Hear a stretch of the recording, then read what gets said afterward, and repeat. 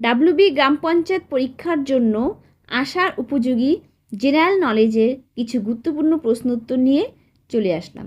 নমস্কার বন্ধুরা, golden education ওয়ার্ল্ডে সকলকে স্বাগত জানাচ্ছি।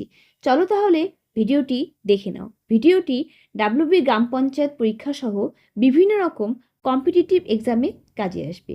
তো ভিডিওটি কেমন লাগলো কমেন্টে জানাবে, ভালো লাগলে উপকারে আসলে লাইক করে দিবে, আর চ্যানেলে যদি নতুন এসে থাকো চ্যানেলটিকে সাবস্ক্রাইব করে দিবে।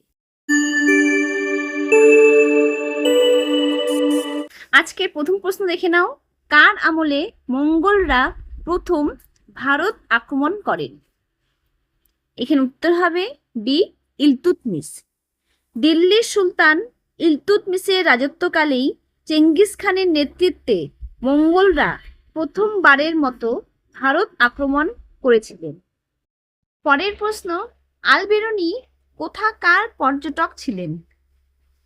এখানে উত্তর হবে ডি, মধ্য এশিয়া। আলবেরুনি বর্তমান উজবেকিস্তানের তৎকালীন মধ্য এশিয়ার খোয়ারিজম অঞ্চলের অধিবাসী ও পর্যটক ছিলেন। পরের প্রশ্ন, মেচি নদী হলো কোন নদীর উপনদী? এখানে উত্তর হবে সি, মহানন্দা। মেচি নদী মহানন্দা নদীর একটি প্রধান উপনদী। নেপালের পূর্বাঞ্চলে উৎপন্ন হয়ে এই নদীটি ভারত ও নেপালের মধ্যে আন্তর্জাতিক সীমানার একটি অংশ তৈরি করে এবং পরবর্তীতে ভারতের বিহার ও পশ্চিমবঙ্গ রাজ্যের মধ্য দিয়ে প্রবাহিত হয়ে মহানন্দায় মিলিত হয়। পরের প্রশ্ন, বিভূতিভূষণ অভয়ারণ্য কোথায় অবস্থিত? এখানে উত্তর হবে এ, উত্তর 24 পরগনা। বিভূতিভূষণ অভয়ারণ্য ভারতের পশ্চিমবঙ্গ রাজ্যের উত্তর 24 পরগনা জেলায় ইছামতি নদীর তীরে অবস্থিত। পরের প্রশ্ন, সংবিধানের কোন ধারা বলে রাষ্ট্রপতি কোনো রাজ্য সরকারকে বরখাস্ত করতে পারে? এখানে উত্তর হবে সি, 356 নং ধারা। ভারতীয় সংবিধানের অনুচ্ছেদ 356 বলে ভারতের রাষ্ট্রপতি কোনো রাজ্য সরকারকে বরখাস্ত করতে পারেন।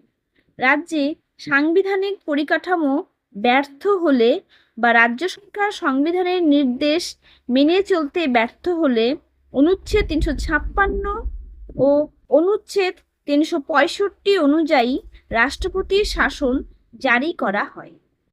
পরের প্রশ্ন, ভারতের প্রথম সুপ্রিম কোর্টের প্রধান বিচারপতি কে ছিলেন? এখানে উত্তর হবে বি, হীরালাল জে কানিয়া। ভারতের সুপ্রিম কোর্টের প্রথম প্রধান বিচারপতি ছিলেন বিচারপতি স্যার হরিলাল জেকি সোনদাস কানিয়া। তিনি 1950 সালের 26শে জানুয়ারি ভারতের প্রথম প্রধান বিচারপতি হিসেবে দায়িত্ব গ্রহণ করেন।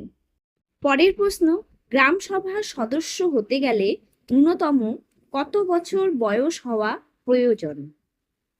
এখানে উত্তর হবে এ, 18 বছর। পরের প্রশ্ন, গ্রামীণ উন্নয়নের জন্য কোন সংস্থা সহায়তা করে? এখানে উত্তর হবে A, NABARD, National Bank for Agriculture and Rural Development. পরের প্রশ্ন, শ্বেতকণিকার মধ্যে সবচেয়ে বড় কোনটি? এখানে উত্তর হবে বি, মনোসাইট। মানব দেহের সকল শ্বেত রক্তকণিকার মধ্যে আকারে সবচেয়ে বড় হলো মনোসাইট। এর ব্যাস সাধারণত 15 থেকে 20 মাইক্রোমিটার হয়ে থাকে। পরের প্রশ্ন, তানিয়া হেমন্ত কোন ক্রীড়ার সাথে যুক্ত? এখানে উত্তর হবে ডি, ব্যাডমিন্টন।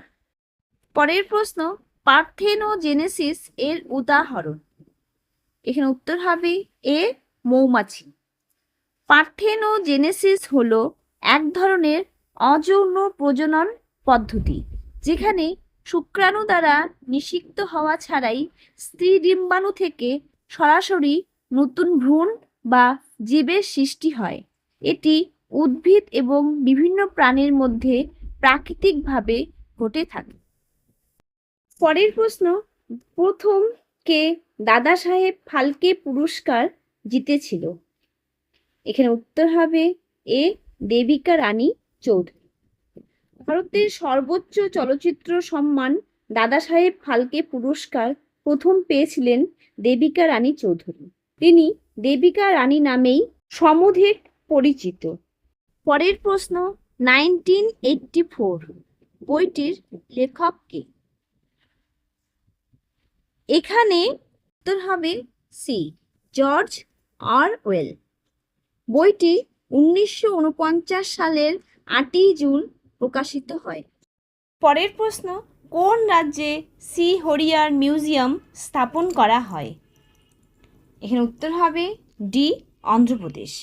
বিখ্যাত এই এভিয়েশন মিউজিয়ামটি অন্ধ্রপ্রদেশের বিশাখাপত্তনমে আর.কে. বিচ রোডে অবস্থিত।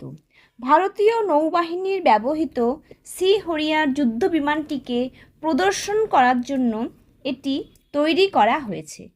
পরের প্রশ্ন, পরমাণু বোমার জনক কে? এখানে উত্তর হবে বি রবার্ট ওপেনহাইমার। তবে রাদারফোর্ড পরমাণু বিজ্ঞানের মূল ভিত্তি স্থাপন করেছিলেন এবং তাকে পারমাণবিক পদার্থবিদ্যার জনক বলা হয়। পরের প্রশ্ন, ওয়াটার ব্যাগে গরম জল ব্যবহৃত হয় কারণ? এখানে উত্তর হবে সি এটির আপেক্ষিক তাপ বেশি। জলের আপেক্ষিক তাপ বেশি হওয়ায় এটি দ্রুত ঠান্ডা হয় না। এর ফলে একবার গরম জল ভরে নিলে তা দীর্ঘক্ষণ ধরে শরীরের নির্দিষ্ট স্থানে তাপ প্রদান করতে পারে। পরের প্রশ্ন, মানুষের শরীরের সবচেয়ে কঠিনতম অংশ কোনটি? এখানে উত্তর হবে এ এনামেল। এটি দাঁতের বাইরের সাদা আবরণ বা স্তর যা ক্যালসিয়াম এবং ফসফেট দিয়ে গঠিত। পরের প্রশ্ন, ভারতীয়দের কোন ধরনের নাগরিকতা দেওয়া হয়েছে? এখানে উত্তর হবে বি একক। ভারতীয় সংবিধান অনুসারে ভারতের সকল নাগরিককে একক নাগরিকত্ব প্রদান করা হয়েছে। এর অর্থ হল ভারতের প্রতিটি ব্যক্তি শুধুমাত্র ভারতের নাগরিক। তিনি যে রাজ্যেই বসবাস করুন না কেন, আলাদা করে কোনো রাজ্যের নাগরিকত্ব বা দ্বৈত নাগরিকত্ব পাওয়ার কোনো সুযোগ নেই। পরের প্রশ্ন, কোনো বস্তুর ওজন কোথায় সবচেয়ে কম দেখা যাবে? এখানে উত্তর হবে বি পৃথিবীর কেন্দ্রে। পৃথিবীর কেন্দ্রে অভিকর্ষজ ত্বরণের মান শূন্য হওয়ায় সেখানে বস্তুর ওজন সর্বনিম্ন বা শূন্য হয়। পরের প্রশ্ন, চশমার কাছে কোন ধরনের কাচ ব্যবহার করা হয়? এখানে উত্তর হবে এ ক্রুক্স গ্লাস। পরের প্রশ্ন, নিউজিল্যান্ডের জাতীয় প্রতীক কী? এখানে উত্তর হবে বি কিউই।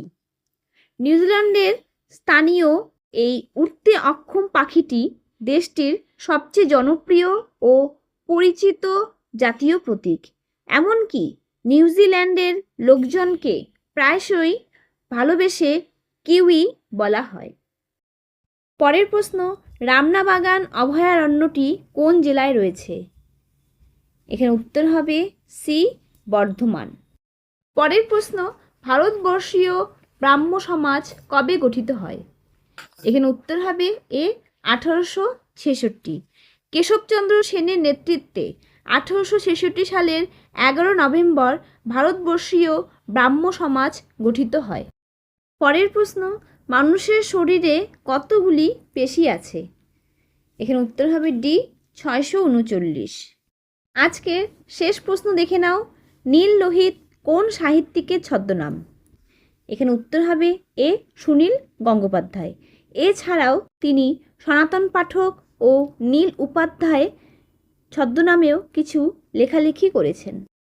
এই থাকলো আজকের ডাব্লিউবি গ্রাম পঞ্চায়েত পরীক্ষার জন্য আসার উপযোগী জেনারেল নলেজের কিছু গুরুত্বপূর্ণ প্রশ্নোত্তর, যা তোমাদের ডাব্লিউবি গ্রাম পঞ্চায়েত পরীক্ষা সহ বিভিন্ন রকম কম্পিটিটিভ এক্সামে কাজে লাগবে।